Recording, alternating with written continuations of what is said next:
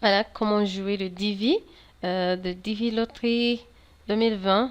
L'entrée est ouverte, c'est ouvert maintenant et ça va se fermer demain à 12h p.m. EST le 6 novembre. C'est ouvert chaque octobre de chaque année jusqu'au novembre de chaque année.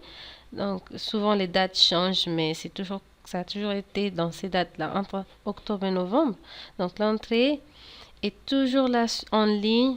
Donc pour commencer l'entrée, il faut toujours cliquer sur le verre. Mais avant tout, il faut comprendre ce que c'est que le Divi. Mais c'est quoi ça? Donc les instructions sont ici au Divi Instruction 2020. Voilà l'instruction. Donc les instructions sont ici. C'est quoi ce que le Divi programme? C'est toujours enregistré en ligne. Et les instructions sont ici avec la langue française. Donc pour regarder ce que c'est que le Divi, il faut regarder avec la langue. Donc si on comprend l'anglais facilement, donc c'est toujours les instructions quand on clique le PDF, c'est en anglais. Mais si on veut une autre langue, donc c'est ici parce qu'il veut que tout le monde comprend. Donc c'est expliqué ici pour l'année 2020. Les candidats nés dans les pays suivants n'ont pas le droit de s'inscrire comme plus de 50 000 personnes originaires de ces pays ont immigré aux États-Unis au cours de 5 dernières années. Donc, ce qui veut dire, la liste qui est ici, les pays, les gens qui viennent de ce pays ont dépassé 50 000. Donc, chaque année, les États-Unis, donc 50 000 visas dans chaque pays. Pour que chaque pays joue, donne 50 000 visas. Donc, nous, les Comoriens, par exemple, on a beaucoup de chance parce que on ne représente pas notre pays, on n'est pas nombreux aux États-Unis. Donc, 50 000 visas, si on est sûr, si on joue bien, si la photo est bien claire, si on est qualifié, donc on sera rapidement, comme moi, si on a la chance, donc on sera rapidement sélectionné si vite. Sinon, voilà, c'est expliqué ici.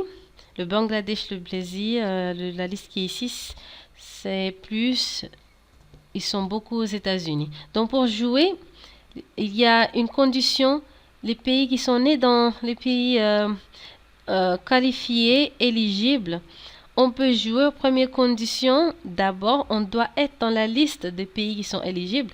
Deuxième condition, on doit au moins avoir bac ou bien bac plus 2. Bien bac plus ou bien bac plus 3 ou bien n'importe quoi, mais au moins on doit avoir un diplôme d'état ou bien un diplôme de baccalauréat ou équivalent. En Afrique du Sud, par exemple, c'est pas le bac mais c'est le matric, ou bien d'autres pays, mais il faut finir l'école secondaire et avoir le diplôme de l'école secondaire pour montrer qu'on a fini l'école secondaire. Et voilà, c'est expliqué ici. Et puis sinon, si on n'a pas le bac, au moins on doit avoir 2 ans d'expérience et au cours de 5 dernières années dans un domaine de travail qui nécessitait 2 années de formation ou d'expérience professionnelle. Donc, pour savoir si l'expérience, si on est qualifié, le genre de boulot qu'on représente, si on n'a ni le bac, on n'a pas de diplôme, mais on veut jouer à partir de l'expérience du travail. Donc, on va regarder ici le Honnête en ligne qui va nous montrer, par exemple, si une personne veut savoir computer teacher, par exemple, c'est juste simple.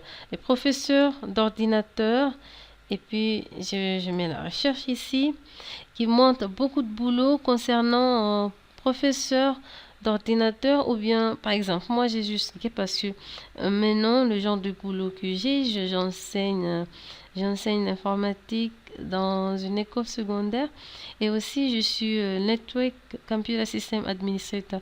Je regarde aussi le réseau du lab. Donc, je fais ça et ça. Donc, je peux regarder ce genre de boulot ou bien ça.